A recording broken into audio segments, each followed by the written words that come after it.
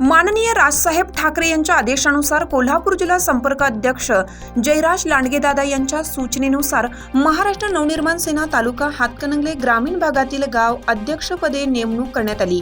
हुपरी मनसे कार्यालय येथे यावेळी हातकणंगले तालुका अध्यक्ष दौलतराव पाटील अण्णा यांच्या नेतृत्वाखाली नियुक्तीपत्र देण्यात आलं।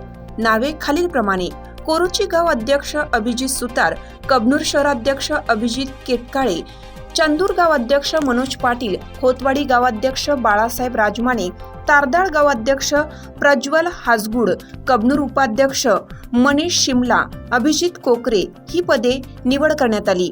यावेळी उपस्थित हातकणंगले उपतालुकाध्यक्ष मनोहर जोशी, मनसे इचलकरंजी शहराध्यक्ष रवी कोनकर, हुपरी विभागाध्यक्ष पद्माकर चौगले इत्यादी पदाधिकारी उपस्थित होते। चालू घडामोडींचे अपडेट्स जाणून घेण्यासाठी आपल्या हिरकणी न्यूज चॅनलला सबस्क्राईब जरूर करा, लाईक करा, कमेंट करा आणि शेअर करा। बेल आयकॉनवर प्रेस करा आणि नोटिफिकेशन्स मिळवा।